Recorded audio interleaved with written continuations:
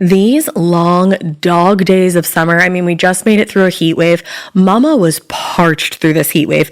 I was hitting up Dunkin' every single day, and I will continue to probably for the rest of my days, but especially this summer.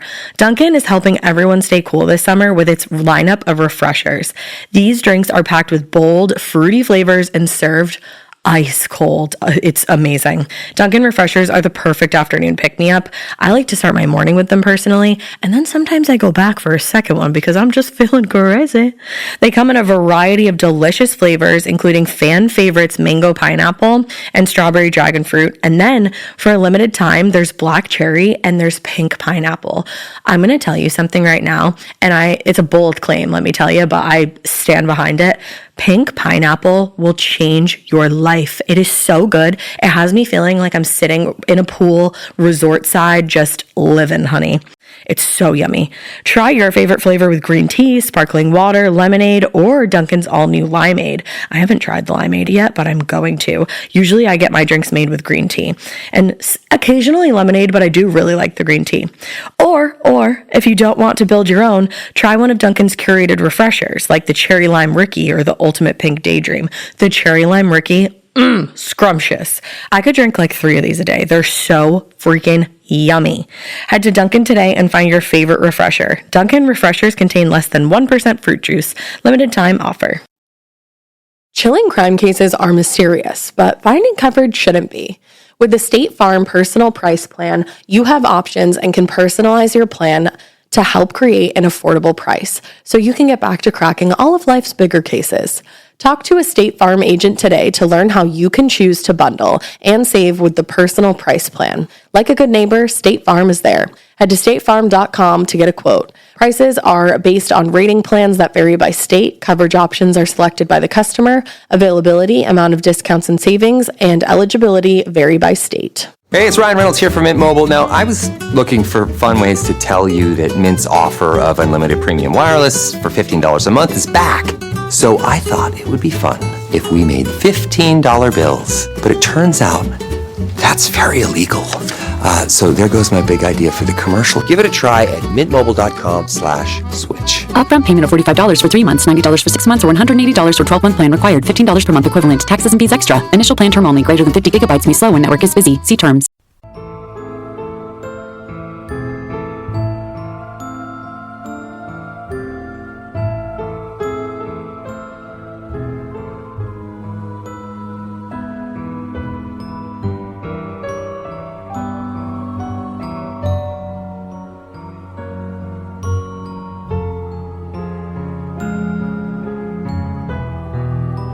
That was extraterrestrial. That was me being spooky. Oh, you sounded more like alien-esque. Damn it. Idiot. What's up? We're here. Here we are. No, we're alone. Yeah. We don't have guests this time around. Just Danny on the flow. Just Danny on the flow. Oh, look at that sly-ass face she just made. Too bad this ain't a visual podcast. We had a lot of fun collaborating with Oops, We Watched It Again in the Right Wrong Turn podcast. Head over to their pages and give them a follow and listen to our episode with them. Yay. It was so much fun. We gave you like a little taste with the Right Wrong Turn episode of Salem, but today we're going to take like a super deep dive into the Salem Witch Trials. Woo! And we just went to Salem. Yeah, we did. To get research. We wanted to be authentic, so we went all the way to Salem. Mm-hmm. We walked in a graveyard. We did. We walked in the old burial ground on Howard Street. Mm-hmm. I thought the memorial was really cool. The memorial is super heavy. Super heavy. Like, very heavy. Because and we'll talk about it later, because I have it down, like, you know, when it was dedicated and all that. But when you stand in, like, you look at it from, like, the middle, because the memorial in Salem for all the victims of the witch trials that were executed is, like, this semicircle of just stone benches with their names and the date they were executed. And, like, there's always, like, a bunch of flowers and stuff. Yeah, and people leave flowers and stuff. But when you look at all because you know it happened. Right, but it makes it real. It's real. But when you stand there and see all the benches and you see how many people were just hung for no fucking reason at all. Like, we will get into this, and this infuriated me. These little bitches. But it's so heavy. You're just like, holy shit. It's wild. They killed all these people. You know what, insane. though? When we learned about the Salem Witch Trials and, like, I think they, like, dabble in, like, 3rd or 4th grade. Oh, they, like, blow past it in school. Like, we learn about it because it's our state. Yeah. But they don't, like, spend weeks and weeks on it. But I remember, like, thinking I was a witch in 3rd grade. I was like, for sure. I'm a witch. Yeah. I got Ash a Book of Shadows way too early. And the principal called my mom and was like, your daughter tried to turn one of the girls into a frog. And also she has a coven and isn't letting everyone in, so... I was so proud of you. I remember, it was actually 4th grade, because my teacher, Mrs. Gavin, found, like, a list of all the people in my coven, because of course I kept it fucking organized. And she was like, there was 2 Ashleys in my class, and I wrote, like, Ashley's coven. Ashley's coven. And she was like, can both of the Ashleys come to my desk before recess? So all the other kids got to go to recess. Which one of you bitches has a coven? And that's pretty much what she said. And I was like, oh, it me. Oh, it me. Like, watch yourself, Miss G. And then I got home, and my mom was like, did you try to turn somebody into a frog? And I was like, hell yeah, Mom. And she was like, all right. My favorite part about that whole story, I remember it specifically, because I remember your mom, my sister, being like, yeah, I don't see the problem, because was she successful? Did she turn the person into a frog? And your teacher was like, well, no. And she was like, then I don't see the problem. Like, why are you calling me at work, bitch? And I was like, that's actually a great way to handle that. Yeah, it was. It really Props was. to my mom. Heyo. Heyo. Anyways. So yeah, I was like a super witchy bitch. Oh, hell yeah. And so I was super into that aesthetic. In fact, I don't think my friend Leah listens to this podcast, but maybe I'll tell her to, because Leah and I had our own little, like, 2-person coven. Yeah. And we, like, tried to make an altar and stuff. We were, like, really into it. I just remember, like, collecting rocks at recess and being like, I'll use these like, for a spell. These are my altar. Yeah. Yeah, for sure. I think everybody kind of had, like, a moment where they wanted to be a witch. I'm actually a witch, right. though, right now. One time, Annie's brother said that I was a white witch, and I You've was said like... that on, like, 6 different podcasts. because it made my entire life. Like, I have 6 different episodes. Good, don't edit it out. Because one time, Annie's brother said I was a white witch. Whoa. I'm gonna get it tattooed on my butt. And not just white witch, just get one time. Annie's brother. No, yeah, that's what I'm saying. Witch. I'll sip my tea now. It actually is not tea. Oh, I was going to say she's literally sipping tea, but apparently it's not tea. It's a latte with skim. Oh, that's nice. Yeah. Yeah, it's not skim because it's, like, trendy to drink skim milk, because I think skim milk kind of sucks, I but think skim milk is ass. whole milk makes my tum-tum hurt. It's like, skim milk to me is just cloudy water. Oh. Which is I'm not funny. badass enough for whole milk. We have, because we didn't get to thank our newest Patreons in the collab episodes, because we didn't want to take over their Right, podcast. exactly. And we wanted to be able to, like, sit down and actually thank you instead of speeding through it. Yeah. So we're going to go ahead and catch up and thank our newest Patreon members. Are you ready? Rumble! Okay, so So who are they? our weirdos this week are Candace Lee. Thanks, Candace. I like that you spell Candace with a K. I was going to say, isn't it Candace with a K? Sure is. I like it. Thank you, Candace. Thanks, Candace. And we have another weirdo, Lee Stewart. Thanks, Lee. Thank you. I like the name Lee. Yeah, I do too. It's just a name. Yeah. Hi, Like, I'm it's Lee. a good name. I like it. Like, I don't think I've met a Lee that I didn't like. We have a lot of names this week that I like. I thought you were just going to say, we have a lot of names. Yeah, we have like so many names. No, we have a lot of names this week that I would like consider know. for like a future baby. A future baby. Did I say my number 1 baby name on air before? I think you did. I think I did too. It's Cleo. Bye. In the window latching coven, we have... Alright, so me and Alaina had a debate about this name. So is your name Addie? Or is it 80 you thought it was? I think it's 80 only because it's Aidee, and my name is spelled Alaina. And if there's no I, it's Alana. But because there's an I, it's Alaina. And that was this week's episode of Think. Phonics with Alaina. Exactly. This is just how my brain reasoned that out. All right, well, maybe I'm she's wrong. right. So 80 Diaz, thank you. We love you and thank you so much. Now we have Mackenzie Ashley. Ashley is like one of my favorite names. I don't know if you I guess know. it's all right. It's pretty cool. Thanks, Mackenzie. Thanks, Mackenzie. You're the bomb.com. Hell yeah. Then we have Alexandra Schwann.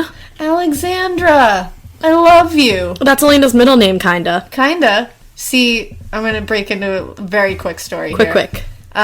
My middle name is actually not Alexandra, but my mom told me for a long time that it was Alexandra, and she only told me this because that's the name she wanted to give me for a middle name, but my dad wanted another middle name, so Legally. I thought for a long time that my middle name was Alexandra, and it's not. Didn't you find out when you were, like, going to get married? I think I was going to do... No, it was before that. Oh. But I was going to do something, like, legal, that I needed, like, my legal name. Maybe, like, registering to vote or something? Yeah, something like that, and they were like, yeah, that's not your name. Which everyone should do. Go register to vote. Yes, go register to vote. Our next donator is Lo Tilden. Thanks, Lo. And I really like the name Laguna Lo. Beach. Yeah, or the hills. Same thing. Which one? Our next Madonna sponsor, Ooh, Patreon, Madonna sponsor. is just Adriana. Adriana. Thank you. So hot right now. Adriana Madonna. Thank you so much, Adriana. Thank you. You're the best. We then have Michelle Hanna. Thank you, Michelle. We have a lot of people with like two first names. I was just going to say with two first names. But it's like probably just like their you. first and middle name. Yeah. Look at that. I have 3 first names. You're connecting with all these people with first names. Connect. That are first names. Then we have Ashley Flott. Thanks, Ashley Flott. We then have Emily Blalock. Thank you, Emily Blalock. And then we have Jason Hodges. Thank you, Jason Hodges. We then have somebody you know, Bria Milbury. Bria! Did I say that right? You did. Cool. Thank you so much, Bria. I love your face off. Any friend of Alaina is a friend of mine. Bria's wonderful. Do your friends think I'm funny? No. Oh. Then we just have KC. What up, KC? Not Casey. It's KC. KC, like Kansas City. The entire population of Kansas City just is our donated sponsor. to our Patreon. Then we have the Evil Onion category. And our first Evil Onion is Shannon Von Alt. Heyo, Shannon. I love your last name, girl. Yeah, I always say that I would like a Vaughn in my name. A Vaughn Even though or a Ashley Van. Von Kelley wouldn't make any sense. It would be awesome, though. It'd be it always fucking makes you lit. sound like a really cool ancient vampire when you have a Yeah. Vaughn on your last name. It's like... You do. So maybe if you are a very cool ancient vampire, Shannon, let us know. Hit us up. Because we appreciate it. I like that. Even if you're not, we appreciate it, but it would be cool. We then have Taya Edwards. Thank you so much, Taya. I also love that name. Yeah, that's a really cool cute name. And then we have J Little Gala. Thank you, J Little Gala. Not Gala. Not Gala. I got a very hilarious message from him, and I need to respond to him. I meant to. But I love it because he said his name is pronounced Gala, not Gala, even though and I think he wrote, even though I am very homosexual, it is not pronounced Gala. And I laughed very hard. Retweet. And then we have a jagged little bitch that is very near and dear to my spooky ass heart.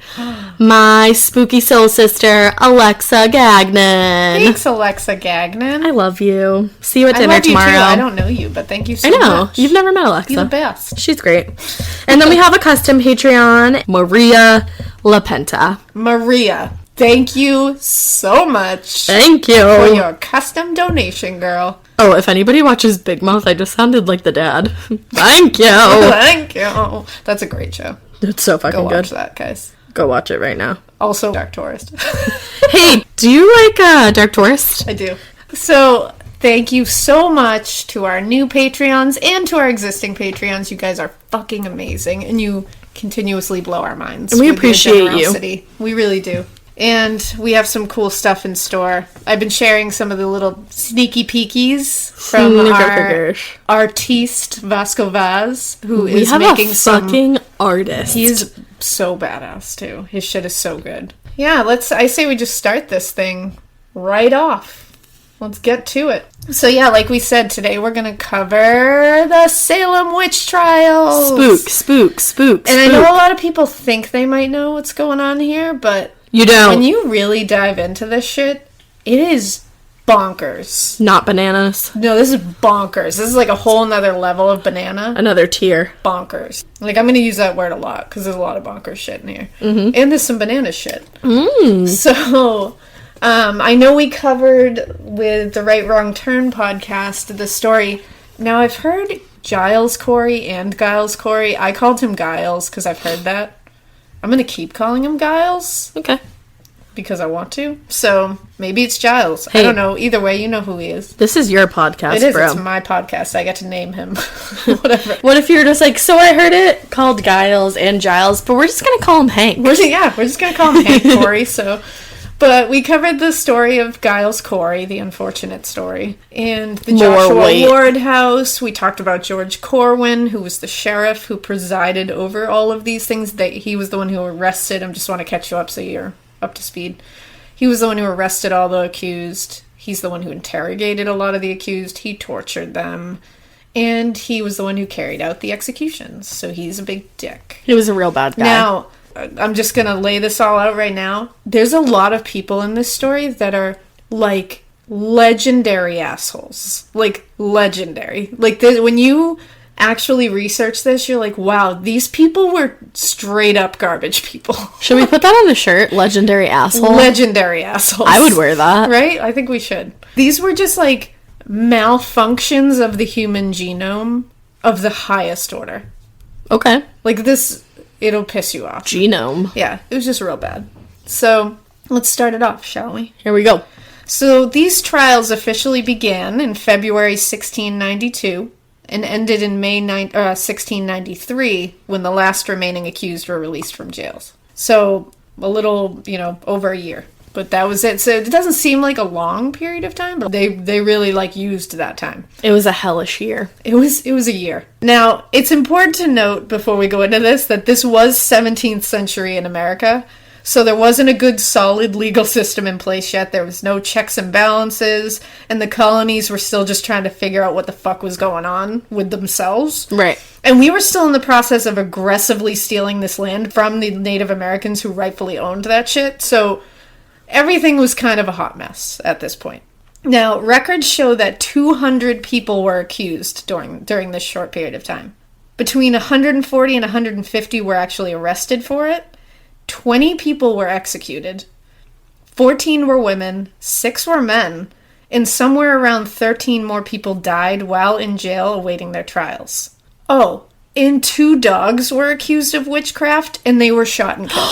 I didn't know that. Because Salem was bonkers as fuck here. 2 dogs? How do you witchcraft as a dog? Well, and I'm going to get more into it lately, but they use dogs a lot in these. Like, they really, I think at one point somebody said that dogs, they believed that dogs had a close relationship with the devil. That's weird. Which is weird, because you think they'd really think cats would. Well, there's a weird thing about black dogs being the Undertakers. Hey, maybe they are.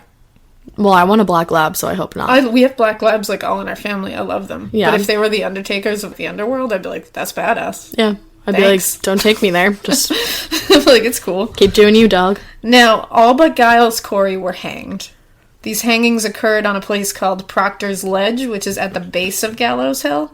The ledge is not at the top of the hill, which a lot of people assume it was, because they weren't going to cart all these people in, up a hill. Yeah. So this was at the bottom of Gallows Hill. Why did they not... You maybe said this in the last podcast. Did you say why they didn't hang Giles? Yes. And it was mainly because he didn't confess to witchcraft, and he also didn't deny it. He refused to enter a plea. Oh, so if you entered a plea, you just got hanged. Of everyone who was killed entered a plea of innocent, which is crazy. Oh. But everybody who was executed denied that they were witches. Every single one. And Giles Corey refused to enter a plea at all. So that wasn't meant to technically, they weren't doing that as execution. They were doing it as interrogation. Okay, got it. But he just died as a result. Got it.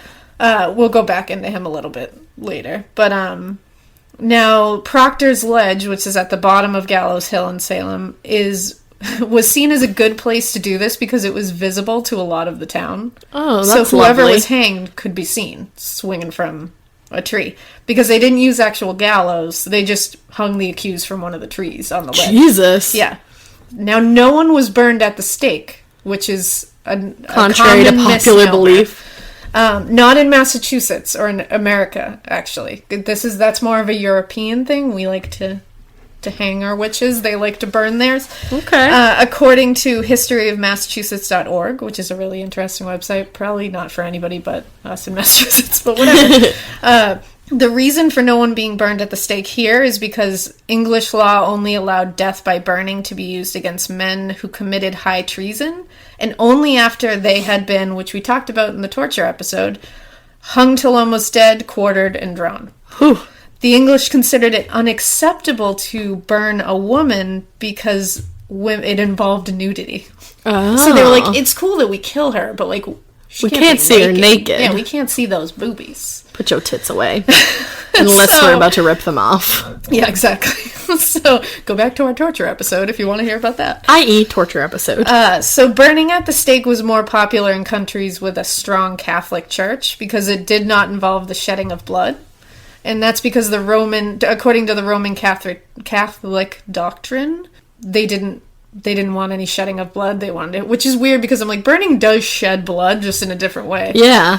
But whatever. And it also the burning at the stake ensures that the person doesn't have a body to take back to the afterlife. Like, they don't have to do anything. Yeah, so they don't really have to do anything. So that's more with, like, Roman Catholic shit. Plus, you don't really have to think about where their remains are going. Yeah, because they're just going to be a pile of dust. So. Exactly. So none of the people... Like I said, none of the people who were executed confessed to witchcraft, and none of them initially received a proper burial after being executed. They were all buried in random, unmarked graves all over the area. No one knows where these fucking graves are. So most people think a lot of them might, or at least a few of them might still be buried somewhere on Gallows Hill, but like, where? Nobody fucking knows. According to William P. Upham?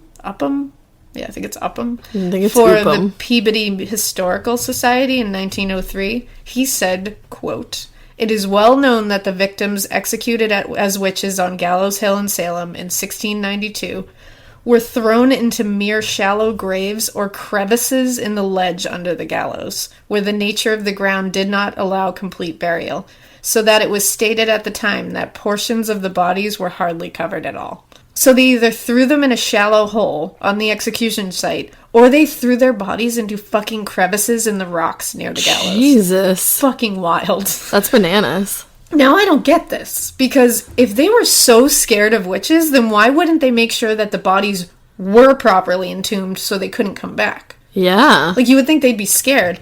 Because on top of that, one of the dogs that was shot and killed after... one of those little shithead girls that was running around accusing everybody accused her neighbor's dog of being a witch. After she accused it of being a witch, they shot it immediately. Because apparently dogs don't get trials, I don't know. It died immediately as a result. And Cotton Mather, who was a reverend, who we'll get to late in a second, but he's a dick, he was like, oops, that probably wasn't a witch because the devil doesn't die, so we made a mistake. So why are they hanging people and just dropping them into rock quarries if the devil doesn't die? Why are you doing any of this? Right. That doesn't make any sense. So you can see right there that none of their shit was making sense. They were just bored. They didn't have any... Yeah, like, they didn't have any rhyme or reason. They didn't keep to specific rules with this shit. It was kind of like whatever they fit what they needed at the moment. So it's like, they were just a bunch of dicks. Like, they were a bunch of dicks. Ugh. So, like Ash mentioned, some of the victims' families did come and retrieve their bodies from the execution sites to, like, bring them back to their house to secretly give them a burial at their house. Only 2 victims have actual known marked grave sites, and they are Rebecca Nurse and George Jacobs Sr. This was because their families were 2 of the ones that came back to take them. Right. Now, all the accusers, not the accused, all of the accusers were women who were between the ages of 9 and 20 years old. This is odd because this isn't the case for other historical witch trials. Other witch trials mostly had men accusing women of witchcraft. So Salem was, like, progressive or something. I guess, if you want to say that. Progressive in, like, the most fucked up way you could be progressive. It's like, you know what? We're going to have women accusing women. We're going to ratchet it up a notch. Yikes. Now, if you had denied the accusations against you, you were likely executed. But again, if you confessed, 9 times out of 10, you were set free. What did they do with them when they set them free? Well, they would have their land taken from them, so they would kind of be set free into, like, poverty. Like, extreme poverty, like, straight up. So no wonder people were like, no, I'm not. And I think people were just like, fuck no, you. I'm not a fucking witch. Like, fuck you. And they didn't know at the time. They were like, do I deny it or do I don't know what the right thing to do here is. What's going to get me not hanging from a tree? Right. You would think that if you were like, I'm not a witch, they wouldn't They would hang go you. like, oh. Oh, cool. Glad that you're not a witch. Exactly. Like, awesome. So most historians think that a lot of families in Salem, particularly the fucking Putnam family, Yeah. who are a bunch of rock hard Douchebags. I can't even. I'm trying to. They're fucking hemorrhoids. It's just a family Ooh. of fucking rock hard hemorrhoids. That's what the Putnams are. They're dicks. I'm gonna I start was calling getting people hemorrhoids in traffic. Call them rock hard hemorrhoids. I love that. Feels good. So the Putnams were fucking rock hard hemorrhoids. Okay. They took advantage of the hysteria and started accusing neighbors and just like people they didn't like. Like anyone they had any beef with, they were like, "You're a witch," and I know if I say that, you're gonna hang from a tree. That's so scary. I would have been so nice to everyone back then. Shit. I would have been so angry. You know how many people today would accuse me of being a witch? Do you know how many people today would accuse me of being a witch? Oh, and we're on the air saying And that do you we're know witches. that redheads were immediately accused of being a witch? Well, that's fucked up. Yeah. So just my head would make me a witch. Never mind my entire existence, which would just confirm their fears. That sucks. Yeah, that sucks. Whatever. Fuck these people. So basically anyone who didn't follow their crazy ass Puritan code and religious requirements got accused of being a witch. And most of the accused women happened to be outspoken, or the men and women were Quakers and people who didn't agree with the witch trials. Like people who came out and were like, "This is fucking nuts. What are we doing, Salem?" They were like, "Witch!" Like immediately. Now, right before the trials started tearing this place apart, another curse took up residence in Salem Village. Ooh. There was a smallpox outbreak right before all this began, and it certainly helped to stoke the flames of hysteria that the devil was working in Salem Village. Okay. Somewhere around 500 people died of the outbreak, which is bananas. Yeah, that's insane. And of course, and this had to be blamed on someone, not lack of medical technology. Like, they weren't like, "Oh, we just don't know what vaccines are yet." They were like, "Nope, someone did this." Now, Reverend Cotton Mather, not to be confused with Cotton Weary, I was gonna say that. was a real fucker. Oh, well, his name's Cotton, so what did you expect? He's a dick. He quickly threw the blame for the smallpox outbreak onto a Salem resident named Martha Carrier, claiming she brought the pox upon Salem Village. He is on historical record as calling her a, quote, rampant hag, and, quote, queen of hell, which I'd be like, "Hey, yo!" Can we make a shirt that says that? I would get that emblazoned on, my fucking cotton Puritan dress. Queen of hell. Fuck the Scarlet Letter. I would, own that shit. We should put that on. I would wear that. I would wear a Queen of Hell t-shirt. So the Salem documents themselves say that obviously she was not just a rampant hag and the Queen of Hell. She was accused by Cotton Mather because she was, quote, she had an independence of mind and an unsubmissive character. Oh, well. So basically she was a badass bitch who was like, "Fuck all y'all." Even now people get mad at that. Yeah, exactly. I'm like, what year is this again? 1492. No, 1692. Well, no, right now. I was making a joke. Well, it would be 1692. Yeah, no, I know that's when this happened. Yeah. I was just thinking about Columbus. I like it, though. Thanks, bye. Thanks, bye. When your joke doesn't land. When I got too logical about it. It was my fault. So, in 1542, so a little while before this, this is when this seed of witchcraft kind of really took hold. In 1542, the UK Parliament passed a law called the Witchcraft Act. No way. Yes. Shit was fucking wild back then. This act outlawed the act of witchcraft and anything that seemed like witchcraft and made it punishable by death. So that's what they were working off of here. They were like, "Nope, we can kill people who we think are doing witchcraft." They would have executed my third grade ass. Exactly. Of course, this is what set off the notion to them that they were doing God's work. Because Parliament was telling them this is what you need to do. Yeah, Parliament says some shit. Yeah. It was so serious that by 1644, the English government had created an official position called the Witchfinder General. Jeez. This is real life. This is like a J.K. Rowling world. I don't even know what to do with this. Rowling. I think I said her name wrong. Rowling. In January 16, I keep saying 19. What an idiot you are. In January 1692 is when this all began in Salem. Okay. Little shit-faced 9-year-old Elizabeth Paris. Was her first name Little Shithead 9-year-old? Yes. Okay. Got it. Middle name Elizabeth. And other little shit-faced 11-year-old Abigail Williams. Twins? Twins. Twinsies. Who were the daughter and niece, respectively, of Salem Village's first ordained minister, Reverend Samuel Paris, began having strange fits and exhibiting behavior that was atypical. Now, the girls were said to have started, this is what they were afflicted with. They were started to make weird sounds and screaming randomly, contorting their bodies in unnatural ways and throwing things. This sounds like typical toddler behavior to me, but maybe I'm just momming too hard right now. Right? Maybe just give them a timeout. I don't know. What I would say to Salem back then is, like, maybe don't take these girls at their word about this behavior being the work of witches. Yeah, 9-year-olds say some shit. So, 11-year-old Ann Putnam and a few other gals in Salem also started exhibiting this strange behavior. And I'm kind of thinking this was, like, the first pregnancy pact. Remember that thing? Oh my god, yes, in That Gloucester. it was, like, Gloucester High School. These girls had this, like, pregnancy pact, and it was a huge thing. It was Yeah, huge that was news around fucking in weird. here. And it was, like, weird. They all wanted to get pregnant at, like, 15. Like, they were just making a pact about it. Yeah. And instead of a pregnancy pact, I think this was just, like, these girls just decided to get a bunch of innocent people hanged. Pact. That, like, I think a pregnancy pact would have been better. I mean, I think a pregnancy pact is snappier sounding, for sure, instead of a get innocent people hanged pact. But, you know. It's a lot to write down. 1692. We weren't as snappy and witty back then. You had to do something. Yeah, you gotta do something. I mean, they were bored as fuck. Oh, so yeah. And we will talk about that later, as that's possibly part of the reason this started. Oh, I think that's why it Straight up started. boredom. They were bored and bratty. Yeah, literally. So, now instead of just being like, girls, chill, they were seen by the doctor, who was thought to be, they aren't positive of his name, but they think his name was Dr. William Griggs. I say the doctor because this dude was straight up the only doctor in all of Salem. Normal. This physician said that these girls were not showing any physical ailments, so they were clearly suffering from a chronic case of bewitchment. Oh, you know. You know?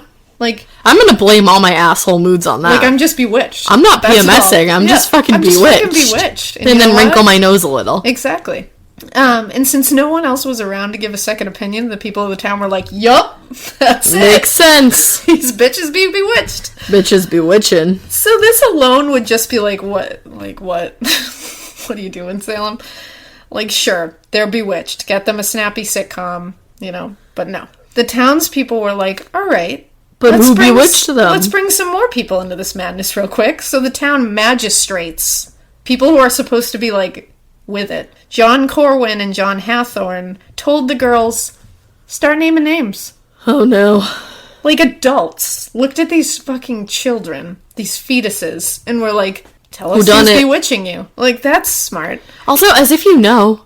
And, well, that's what I'm saying. And so these girls started accusing people of bewitching. Like, they're like, okay, I'll just start pointing at people. Is this where my girl Tituba comes in? Tituba does come in. Poor Tituba. Yeah. Man. So first, they immediately pointed to Sarah Osborne, Sarah Good, and a woman named Tituba. Tituba. Tituba was the slave of Reverend Paris and actually confessed to bewitching the girls. But it is thought pretty hard that she confessed after being beaten severely and tortured. She was probably just like, okay, you know I fucking did it. And you know what? She got out. She got off. Good. So good for her, man. She said in her confession, quote, the devil came to me and bid me to serve him. I mean, like, respect. She was just straight up. I'd be like, you know what? I did it. Well, I just respect. She didn't dance around it. Like, she wasn't like, maybe I'm doing something mystical. She was like, hell no, the devil done came came. to me, and he was like, do this. And I was like, yeah. I was like, okay. So, all right, Tituba. She keeps it 100. Now, the bummer is that she also said that there were other witches in Salem that were trying to harm the Puritans. So they were like, welp, gotta flush them out. Oh, Tituba. Oh, Tituba. You tried, honey. I get it. So, May 27th, 1692, the very special and very infamous court of Oyer and Terminer, which translates to hear and determine, was created by Governor William Phipps, who was the governor of Massachusetts at the time. Now, this court consisted of 8 judges. They were Jonathan Corwin, Bartholomew Gedney, if you want to know what that's about, listen to our other episode. John Hathorne, John Richards, William Stoughton, who was the chief magistrate, Samuel Sewall, Peter Sargent, and Waitstill Winthrop. That's a great name. Winthrop. It's a lot of Johns. So many Johns. Sounds like our family. Yeah. This court was not exactly how we think of courts and trials and justice and shit today. There wasn't any lawyers or any evidentiary rules. It also was much more guilty until proven innocent kind of situation where if accused, you were not likely to prove your innocence. It just wasn't. Bueno. Now, suddenly after this happened, 9 Salem girls were afflicted. Oh, weird. You want to be famous?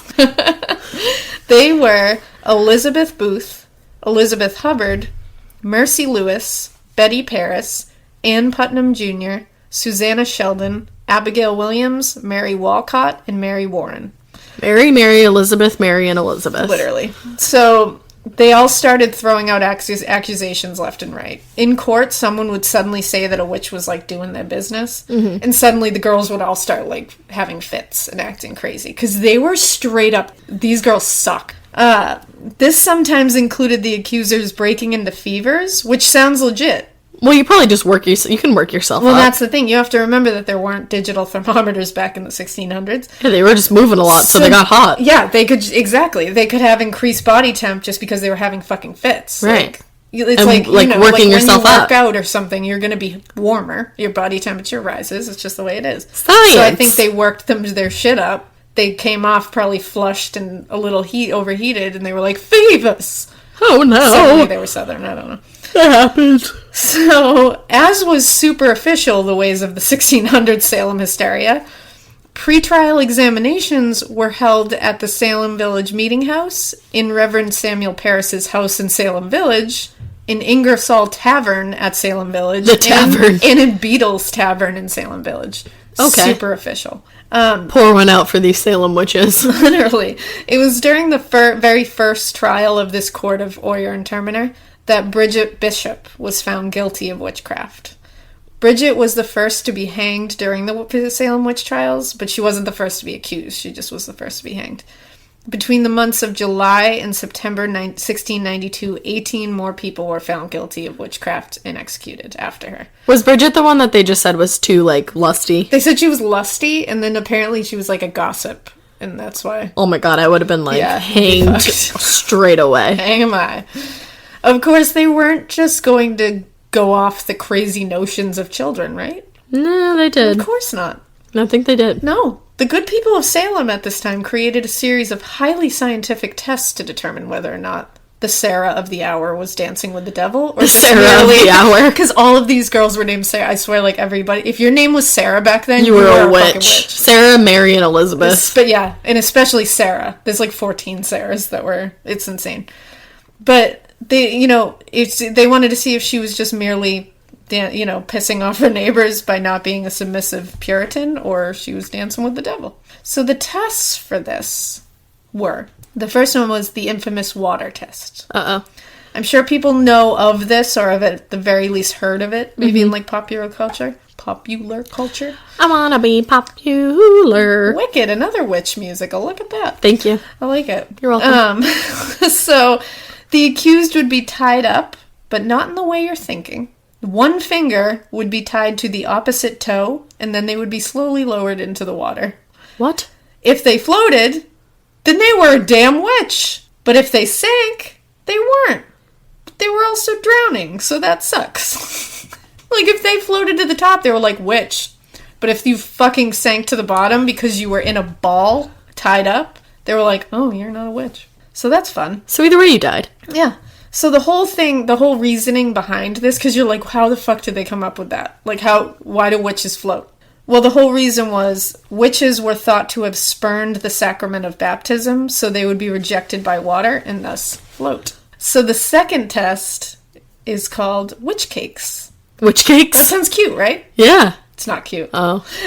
Let's make them. Yeah, you won't want to make them after you hear what they are. Oh, okay. So... You might not know this one, because I didn't know this one. They would make a basic cake from flour and rye, and then they would just, mix in the urine of the person that was supposedly bewitched. So just a basic cake. Ew. Just a basic cake. And then the witch had to eat it? No. Then they would feed this culinary abomination to a fucking dog. If the dog showed the same symptoms as these assholes, then it had to have been a witch. But the dog's always just running around and being crazy. But you know what? Good news. Because they weren't just like, oh, it was a witch. The dog would then tell them who the witch was. How? By pointing. With its fucking fingers? Either with its paw snout? or its nose. The hell? Yeah, it makes sense. You know, Salem logic back then. Makes sense. 1600 Salem logic. Seriously. Now everybody's cool in there. So the next test was the touch test. It was thought that while the bewitched person was having one of their witch-induced fits, the fit would suddenly stop if they were touched by the witch who afflicted them. Makes total sense, right? Yeah. So they would just have the accused touch the accuser, and of course, because these girls were fucking assholes, Then they would stop. They would always stop having fits, and then they would point at the person and say, she's the witch who did it. Now, just because you weren't executed for witchcraft, that doesn't mean you got out scot-free. The accused were often landowners, and they would have their land seized by the government if they were accused. Just from being accused. So this would make them homeless out of the blue. Like, right away. That's Just so homeless. fucked. So, and back then, land was everything. Yeah. It was And it's like all your if money. you worked for land, and then it just got taken away from you. Like, what the fuck?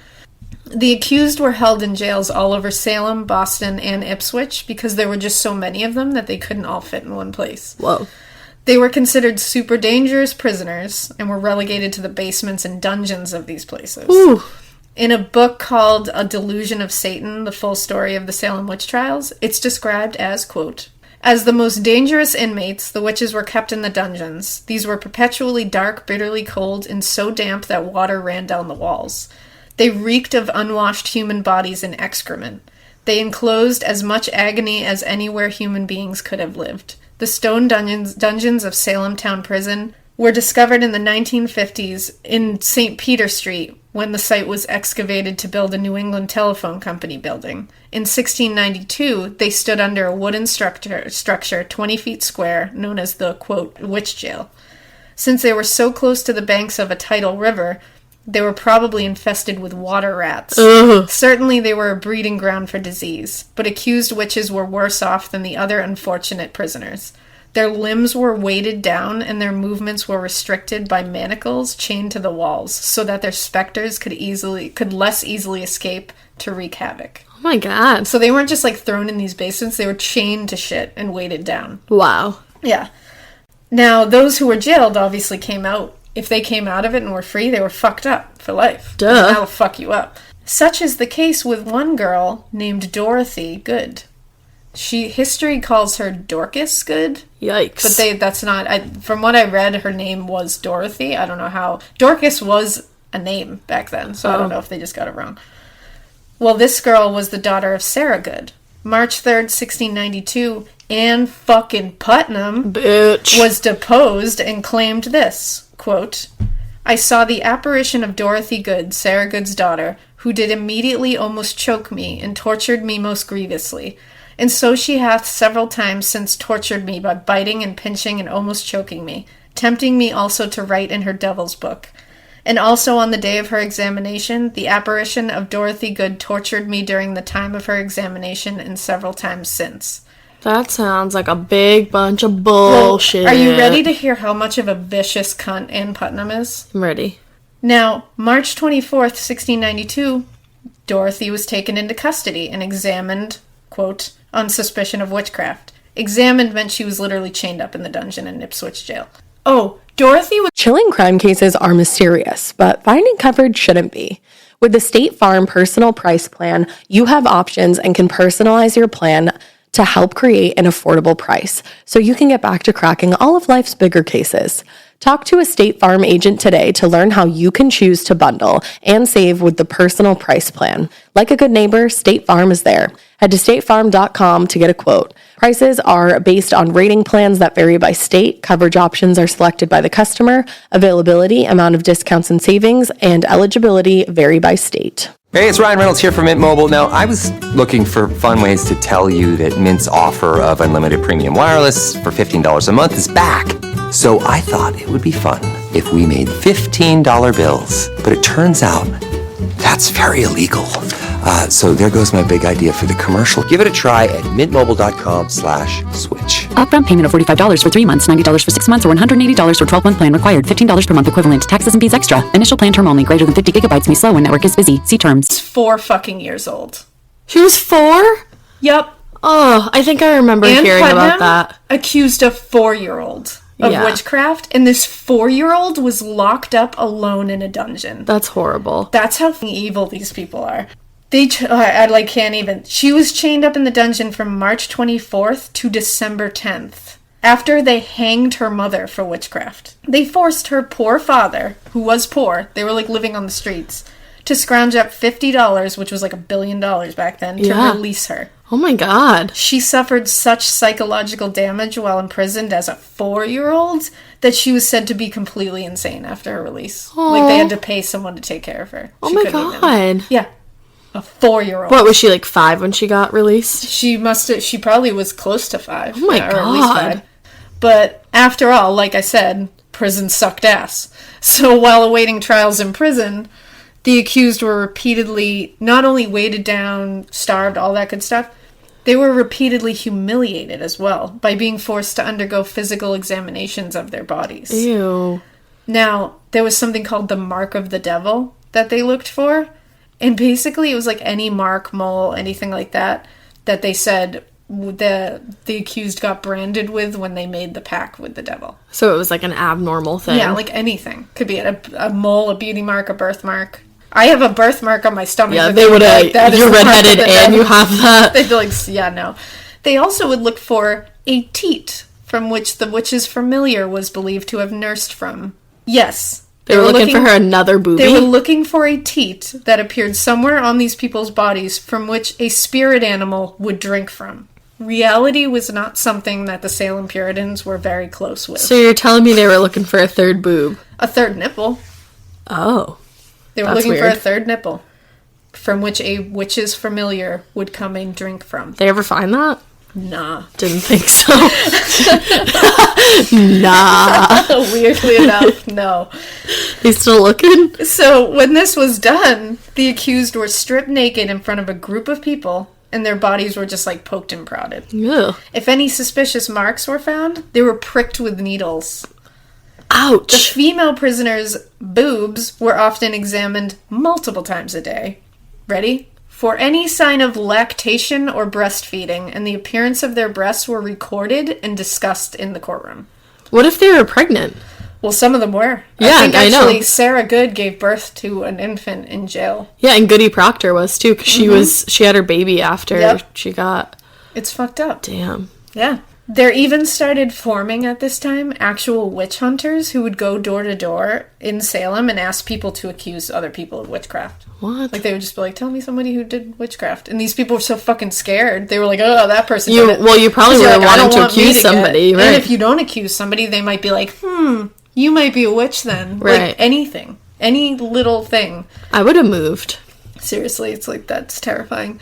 Now, those that were accused were not just tested brutally, but also tortured in order to extract confessions, a la George Corwin. Uh-oh. We talked about him in the other episode, that he was infamous for being a brutal interrogator during this time. And the methods include cutting, dunking, the heretic's fork, which we talked about in the torture episode, the pear of anguish, which is a device placed into a person's orifice and gradually expanded, sleep deprivation, and more. George Corwin's famous method of getting a confession was to tie the accused's neck to their ankles and then slowly pull until a stream of blood shot out of their nose. And then they died, So probably. he was a really good guy. Now let's just go quickly through, because I want to mention who was executed. Bridget Bishop was the first one. Her age was somewhere in the 50s. Oh, wow. Bridget, now there was a lot of elderly people that got... Yeah, which that's sucks, wild. because back then you probably didn't live crazy long, but a lot of people were here, and they were cut short by fucking executions. It sucks. So Bridget Bishop was a widow who lived in Salem. She had a bad reputation around town because she had been accused of witchcraft before all this. because she had like run-ins with the law. She was a gossip, all that. She was just like a fun lady. I was gonna say, she sounds like a good time. And she wasn't the first person accused, like I said, but she was the first person tried because it was believed the case against her was going to be super easy to win. Okay. Because everybody thought she was a witch anyway. Right. Bridget was accused by 5 of the afflicted girls: Abigail Williams, Ann Putnam Jr., Mercy Lewis, Mary Walcott, and Elizabeth Hubbard, who stated that she had physically hurt them and tried to make them sign a pact with the devil. During her trial, Bishop repeatedly said, "I am innocent. I know nothing of it. I have done no witchcraft. I am as innocent as the child unborn." She was brought to trial on June 2nd, found guilty quickly, and became the first person hanged during the witch trials when she was hanged on June 10th, 1692. Wow. The next one is Sarah Good. She was 39 years old. She lived in Salem Village, was the wife of William Good. She was poor and pregnant, and this is the mother of Dorothy Good. Oh. She was poor and pregnant with another baby, and she would often go door to door in Salem begging for food and anything, like just handouts, while her husband worked as a laborer, just to try to make ends meet. So her neighbors were annoyed with her, so I think they just were like, yeah, accuse her. She was one of the first people accused by the original 2 bitches. This was along with Sarah Osborne and Tituba. The 3 of them were the first ones. Sarah Good was brought to trial June 29th and executed on July 19th, 1692. The next one is Elizabeth Howe. She was 57 years old. She lived in Topsfield and was the wife of Farmer James Howe. She had been accused of witchcraft before, like Bridget Bishop, but nothing really happened out of that because it wasn't crazy then. No charges were ever brought about the other one, but she later was refused admittance into the Ipswich church because she was accused before. Oh, that's fucked up. I know. In May of 1692, she was accused by the afflicted girls in Salem Village. She was arrested, brought to trial on June 29th, and executed July 19th. How'd they even know her? I know. That's like a lot of people from outside of Salem were accused. Like that's prominent weird. People, too. Oh, that's why they knew who they were. This next one is kind of crazy. This is George Burroughs. It's weird that men were executed, too. Right. It's very rare. George Burroughs was a Harvard-educated minister who was accused by other alleged witches from Andover of being their mastermind. During the trial, accusers said he was biting them while they testified. And he was, like, standing there being like... And they're like, where are the bite marks? Well, and then they produced bite marks. And it was said that they had matched with Burroughs' teeth. So basically, they literally bit themselves before the trial and then showed them. That's wicked stupid. So they bundied him way before Bundy bundied himself. But yeah, so that's the thing. So people in court, even outside of the accusers, started claiming that while he was being tried, that they saw spirits in the room. And one of them was saying that they were the spirits of Burroughs' dead wives. Oh, shit. Then they went full J.K. Rowling and said he was using an invisibility cloak that was given to him by the devil. Shut the fuck Now, up. who said this? No, not the little children. And Cunningham. The Chief Justice said that. The Chief fucking Justice was like invisibility cloak. I bet cloak. it's an invisibility cloak, right? Like, that Typical. makes sense. Before his execution, Burroughs recited the Lord's Prayer perfectly, without any mistakes. Witches are said to be unable to achieve this. So people who were watching, because of course, like, hangings were like the social like event the of the movies. season. And so the crowd that had gathered suddenly was like, wait a second, he's not supposed to be able to do that if he's a witch. But they had the gallows all rigged up, so they were like, and they just hung him anyway. Oh my god. So he proved it. This is what I mean by they went against their own rules all the fucking time. That's why they were even worse monsters, because it's like they made these rules and then they like, continuously broke them. Yeah, that's sad. Just to fuck with people. It's like, what? So the next one was Susanna Martin, who's 71 years old. Oh. Yeah. Susanna Martin was a poor widow who lived in Amesbury at the time. Much like Bridget, she had also been accused of witchcraft before. In the previous case, she was accused of infanticide and tormenting people with her specter. But What's infanticide? Killing an infant, your child. The charges were dropped and dismissed because obviously they were like, you didn't kill a child. Right. She was accused of witchcraft by the afflicted girls in the spring of 1692. She was taken to Salem Village from Amesbury, brought to trial on June 29th, and executed on July 19th. So these trials and executions also were like, boom. Yeah. Like, you got tried, you got charged, and you were executed. The next one is Rebecca Nurse, who was 71 years old. Rebecca was an elderly grandmother from Salem and the wife of farmer Francis Nurse. She was pious. She was popular with everybody. Everyone loved her.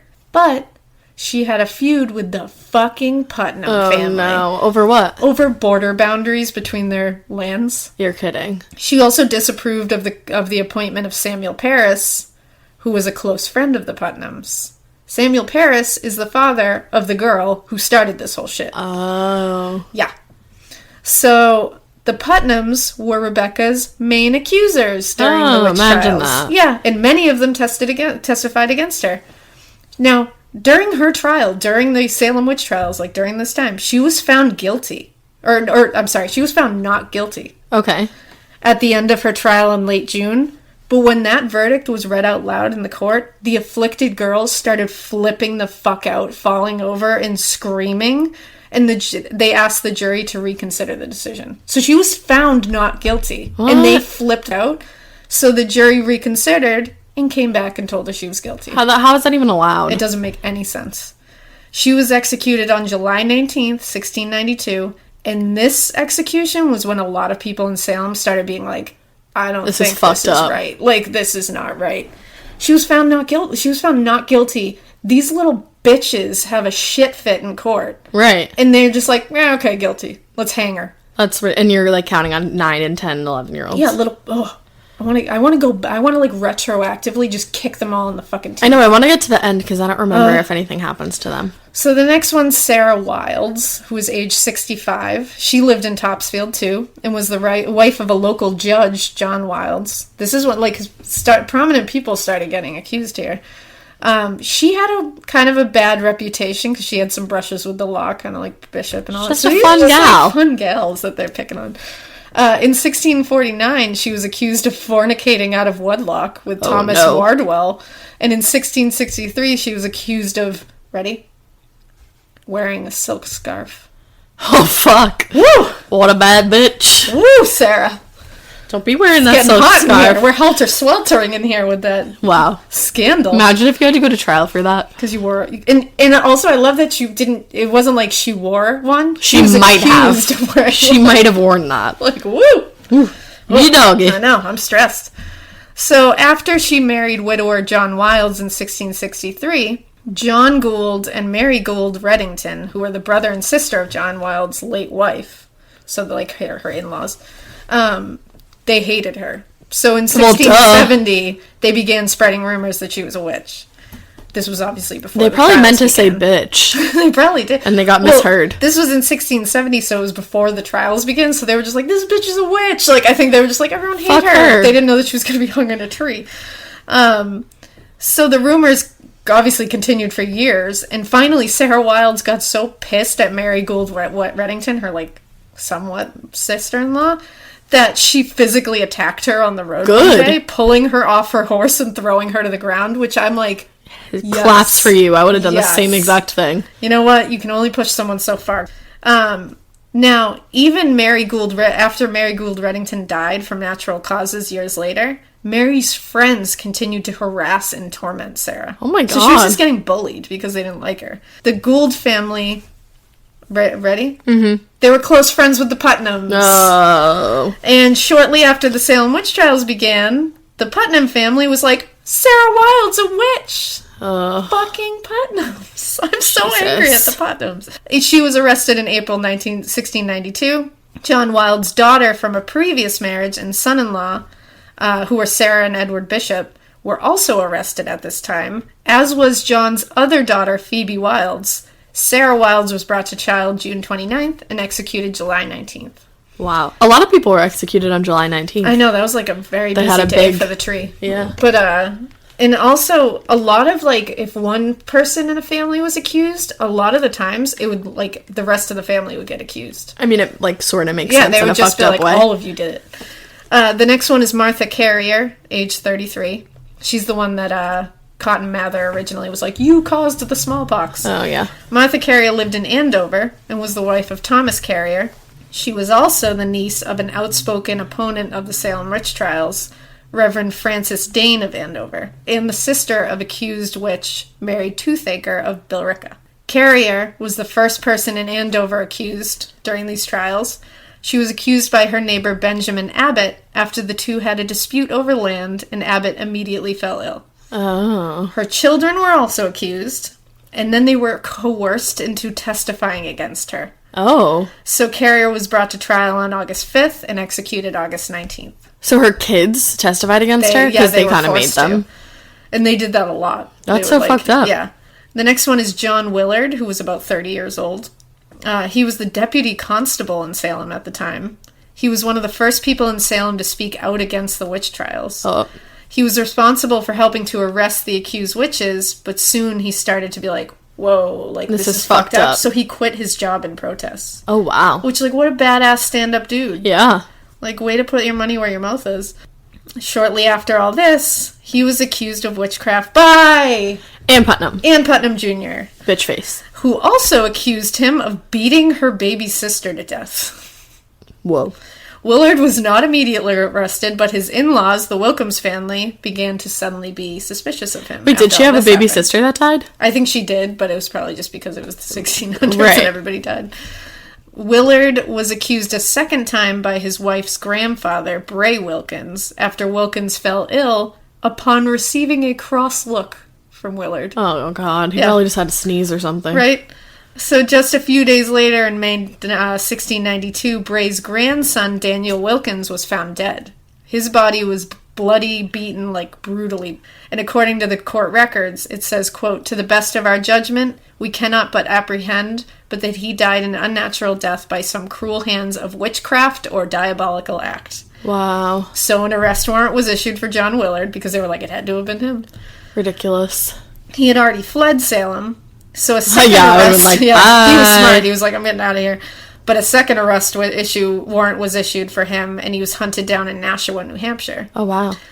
During his examination, which is at Beadle's Tavern in Salem, the incident with Bray Wilkins and Daniel Wilkins was brought up. Oh. So they were like, he's just an awful devil. Several confessed witches testified against Willard, and the afflicted girl, Ann Putnam Jr., testified that she saw many ghosts of the people Willard allegedly killed. So John Willard was brought to trial on August 5th and executed on August 19th. Jesus. Now, none of those charges were ever proven.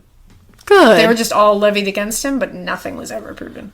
Next one is George Jacobs Sr., age 72.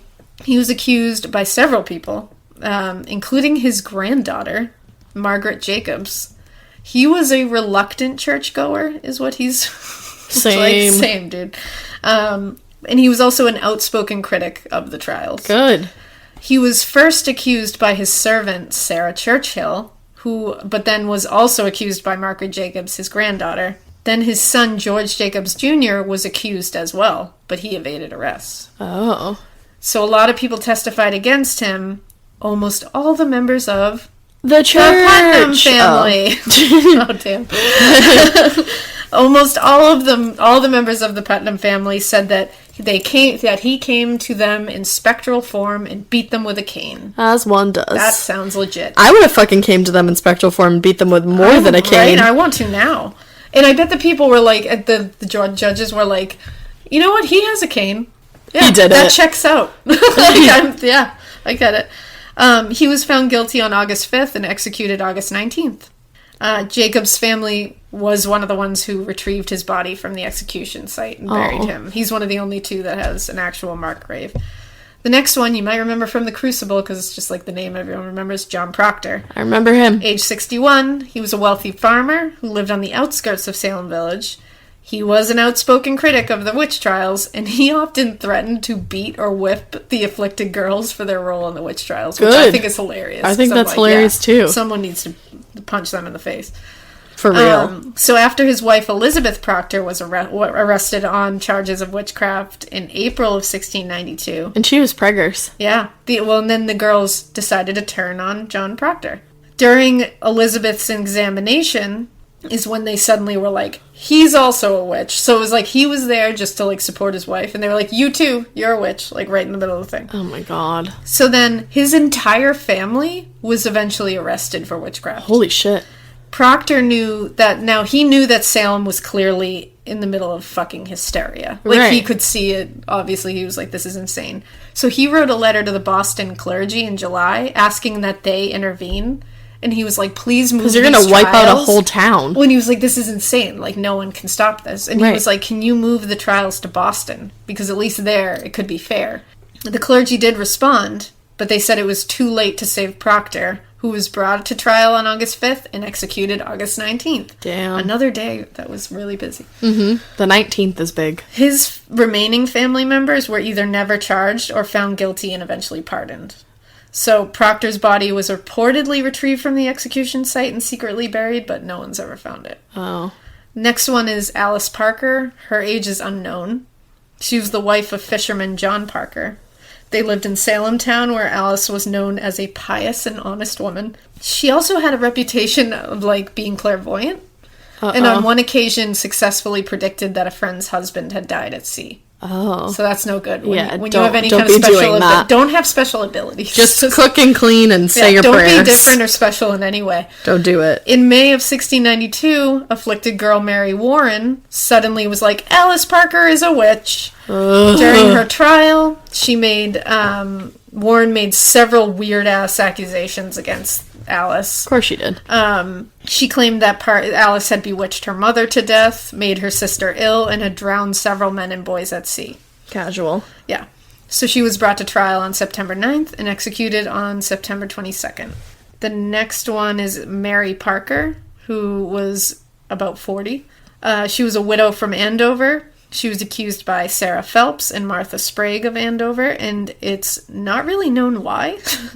So she stated during her examination that there was another woman in Andover named Mary Parker, and suggested maybe it was like a mistaken identity. That's thing. what I would have said. Like, good play, girl. I would have been like, there's another Ash It Kell. was probably her. Yeah. Like, Definitely wasn't me, so, but then Martha... go. Exactly, like, I'm going to leave now.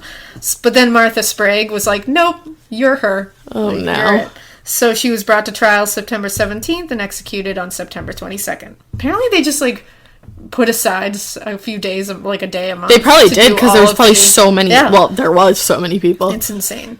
The next one is Anne Puditer, I think it is. She was in her 70s. She was a widow who lived in Salem. A lot of them were widows, I feel so bad. that's really sad. She also worked as a nurse and midwife, but she had a reputation for being, quote, sharp-tongued. She was just another Yeah, girl she trying to was have a just- good time. Yeah, and she was just like... Fuck this. She would just tell you how it is. Yeah.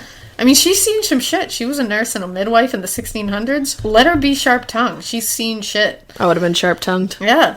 She was accused in May by Sarah Churchill and several other of the bitches. Some of her medical supplies, such as foot ointments, were confiscated, and they were like, look, this is from the occult. I'd be like, yeah, It's I like, was no. a fucking nurse, Like, and that's I'm gold helping bond. you, assholes. Like, Right. I've been helping you and healing you. During her trial, she was like, sharp-tongued to the end. She was like, they are lying. They're liars. Like, she Good. made sure to say it. She was brought to trial on September 9th and executed on September 22nd. The next one is Wilmot Red. I don't know her age. She lived in Marblehead and was the wife of fisherman Samuel Red. Like Bridget and a few of the other ones, she had been accused of witchcraft before, I think in 1687. She was unpopular because she kind of had, like, an abrasive personality. It happens. Again, it's just like... her daughter was the wife of fellow accused witch Reverend George Burroughs. So that's a little connection there. She was accused in May. She was brought to the Ingersoll Tavern in Sandmill Village for her examination. She had actually never met any of the afflicted girls before. And when asked why they were afflicted, she stated they were in a sad condition. What? So she was like, I don't know these bitches. And they were like, so somebody was like, well, why are they afflicted then? And she was like, I don't know, they're in a sad condition. Like, I don't Yeah. give a fuck. Like, Right. like, she was just like, whatever. She's like, they're fucked up. She was indicted, and apparently several Marblehead residents testified against her, because again, this is like mass hysteria. Everybody's Yeah. just pointing fingers. She was brought to trial on the 17th of September and executed on the 22nd of September. Next one is Margaret Scott. She was 77 years old. Oh. Damn, that's wild for 1690s. I know. She was a widow from Rowley, and she had 7 children, but only 3 survived childhood because 1600s, man.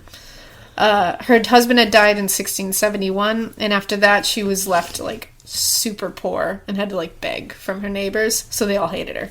Because how dare her be poor? Yeah. She was accused by 2 of Rowley's most notable families, the Wycombes and the Nelsons. Okay. A member of the Nelson family also sat on the grand jury that convicted her. That makes sense, right? I was going to say that was allowed. Yeah, that's fine. Everything was allowed. She was brought to trial on September 17th and executed on the 22nd. Whoa! The next one was Samuel Wardwell, age 49. He was a carpenter from Andover. He was a fortune teller, and he practiced folk magic. That's kind of what led to his accusation, unfortunately. He wasn't doing anything wrong. He was just having a fortune fun. teller. He was jailed in Salem, which is a particularly rough jail. Just, after he was arrested, his wife and his daughters were also arrested. They immediately pointed to his fortune telling and, like, magic dabbling and said the devil may have taken advantage of him for these reasons. He then confessed to making a pact with the devil, but later recanted that confession. He was brought to trial in mid-September and executed on September 22nd. Oh, big day. Next one is Martha Corey, age Giles' 72. wife? This is Giles' wife. She had a reputation. Her reputation was being a pious member of the church and community, and everybody liked her. Yeah. Like, I think I mentioned on the other episode, she had a child out of wedlock in the 1670s before marrying Giles. But even despite that, everybody was like, she's really nice. Yeah. She's like a churchgoer. She's great. She was also an outspoken opponent of the witch trials, and she stated many times that she thought the girls that were accusing were liars. Oh, wow. So, of course, they turned right on her. And during her own examination, she told the judge, quote, "We must not believe all these distracted children and what they say." It's true, though. Preach, girl.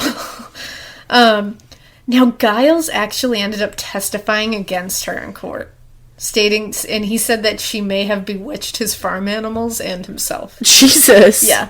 Now, she was brought to trial on September 9th and executed on September 22nd.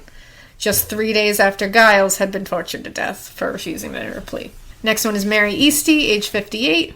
Mary Eastie was the sister of accused witches Rebecca Nurse and Sarah Cloyce. She lived in Topsfield. Again, she was considered pious. She was well respected. She was well liked. She was accused of witchcraft, arrested, but then released in May. But she was accused again a few days after her release and was arrested again. She was found not guilty. Everything was fine. They let her out, and then they immediately brought her back in. She was examined and indicted on 2 charges of witchcraft. She was brought to trial on September 9th and executed on September 22nd. Knew it. The last one that was executed is Giles Corey. He was in his 80s. That's He was so like an fucked 80-year-old. up. That's wild. Yeah, it's insane. So we kind of talked about him on the last episode, but basically he didn't want to enter a plea. He was tortured for 3 days in a field on Howard Street in Salem in an attempt to force a plea out of him. He died on September 19th, 1692, and Robert Califf said, this guy was like present for it, he said, quote, "In the pressing, Giles Corey's tongue was pressed out of his mouth. The sheriff with a cane forced it back in again." Oh. Brutal. In a small victory, though, because he didn't enter a plea, the government could not take his estate, and so he died in full possession of his land and assets, which were given to his heirs. Well, that's that was good. likely his intention doing this, because if he entered a plea, they took No all the one land would have and been everything. able to have it. Corey was noted by witnesses at his torture as saying with his last dying breath, quote, "Damn you, Sheriff, I curse you and Salem."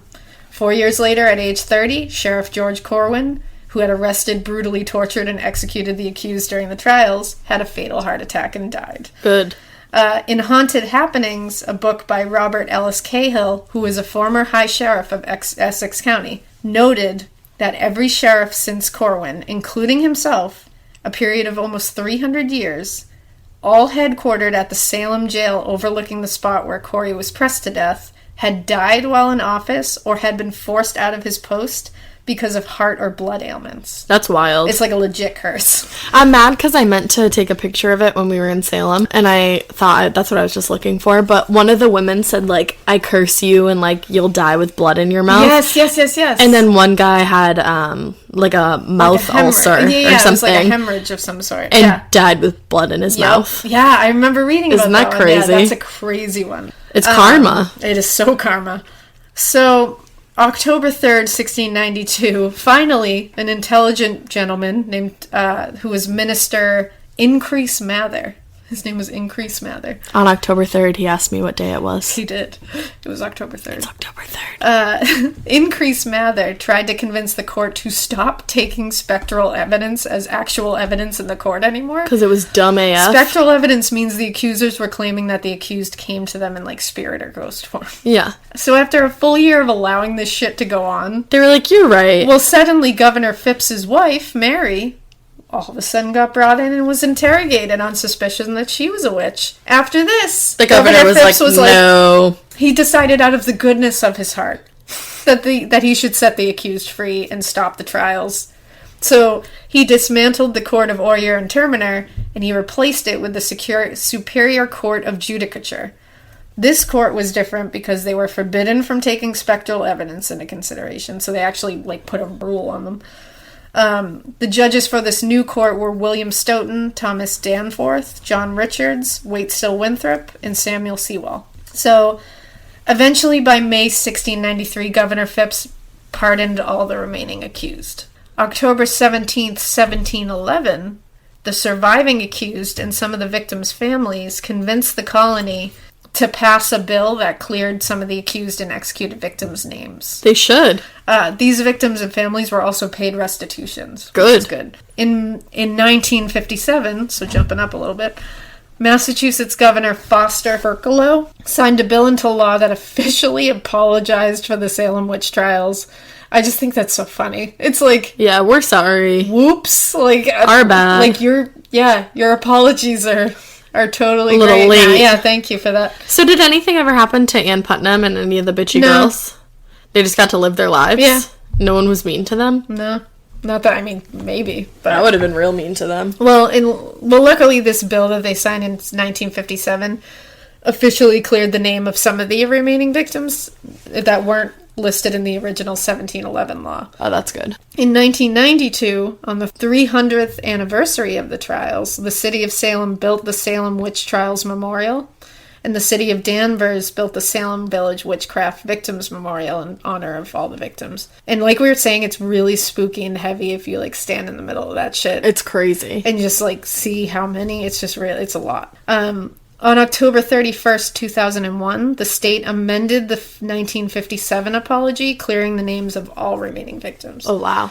In what it says is, quote, Chapter 145 of the Resolves of 1957 is hereby amended by striking out in line 1 the words 1 and putature and certain other persons, which is what the original one said, and inserting in place thereof the following words: Ann Putature, Bridget Bishop, Susanna Martin, Alice Parker, Margaret Scott, and Wilmot Red, because those are the ones that were left out of the original one.